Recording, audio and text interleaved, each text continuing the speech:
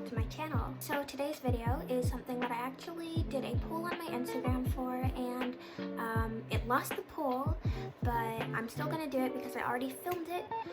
But before we start the actual video, I wanted to show you guys some of the materials that I think are really useful to study Japanese. So starting off with textbooks, I'm using this one. It's the JLPT textbook, Nihongo no Ryoksuken JLPT Proficiency Test, and this is the N3. I decided to get this one because I really want to take the N2 in December. That's a long time away, so I have a lot of time to study for it. So hopefully I can blaze through the N3, maybe take up until like half of the year, and then the other half I could study N2 maybe.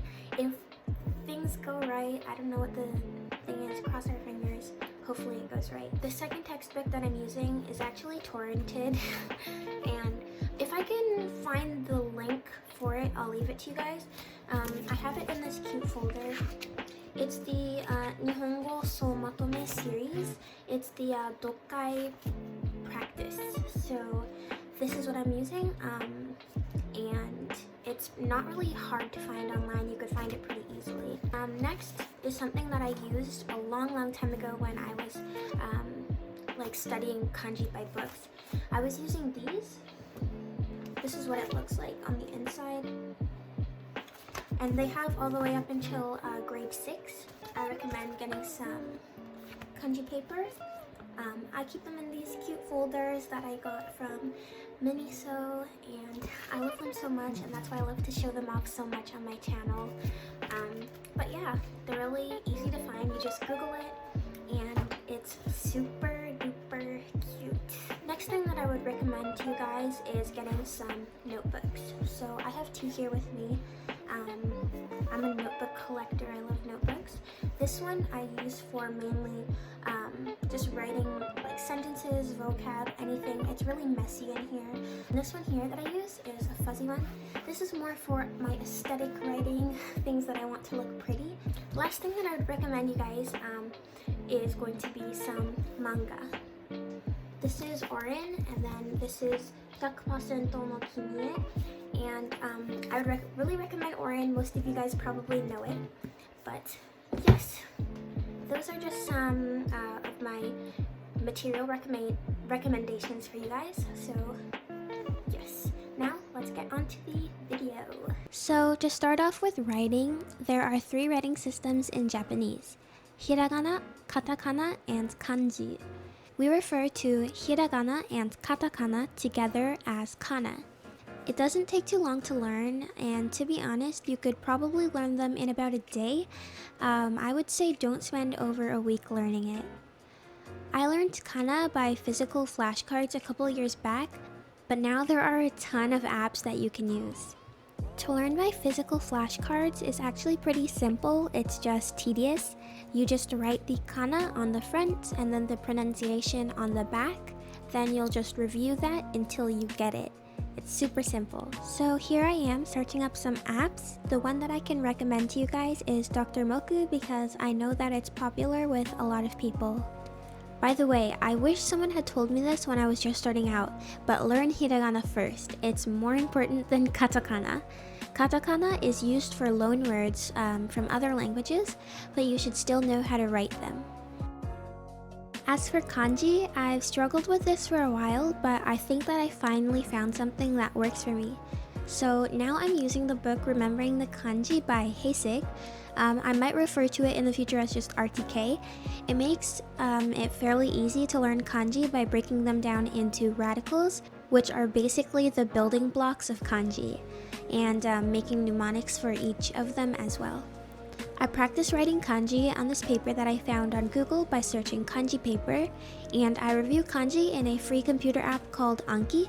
It's an SRS, aka a spaced repetition system, and it helps you review cards in an organized fashion so that the cards you're having trouble with the most will be reviewed more frequently. So basically it just gives you like optimal intervals between each of the reviews that makes your retention rate higher. Reading practice is not so hard to get, it's just really tedious if you're someone who can't read a lot of kanji compounds like me. For years, I've been using Rikaikun, which is basically a Chrome add-on, and it's really hindered my reading abilities, so I can't really recommend using that. You can get reading practice from Japanese subtitles, manga, novels, reading web pages, etc. One of my favorite things to do is to actually read the Japanese Yahoo answers, because a lot of the questions being asked on there are like as problematic and like stupid as the Canadian one or like the US one, so that's really fun. So I just talked a lot about Japanese Yahoo answers, but the clips that you just saw were me studying from a book called the Nihongo Somatome series. It's the Dokkai textbook, which is reading practice, and I also used the JLPT official textbook.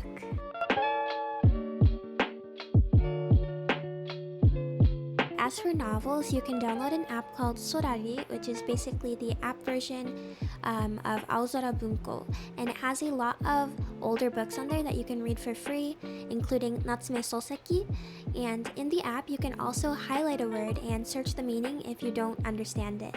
From there, you should write the sentence down with the unknown word and put it into a flashcard deck.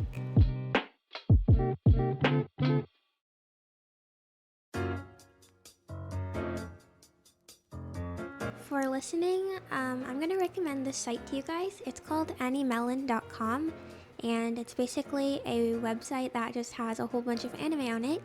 But the good thing about it is that it actually has different types of subtitles available. So you can do Japanese subtitles with just like hiragana, or you could do with kanji. You could also do English subtitles, and you could do no subtitles. And there's a whole bunch of series on here, so it's really useful. And as you can see over here at the side, there is a little like drop down type of thing. It just shows the whole transcript of the show, so it's very easy to get sentences from. You can also hover your mouse over a word and then click it, and then it will give you the definition, and you could also click on the pronunciation if you want to learn how to say it properly.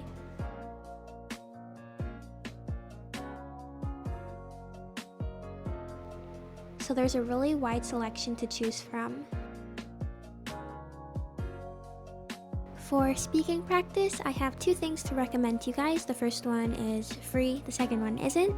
So first is hellotalk. Many of you might already be using it.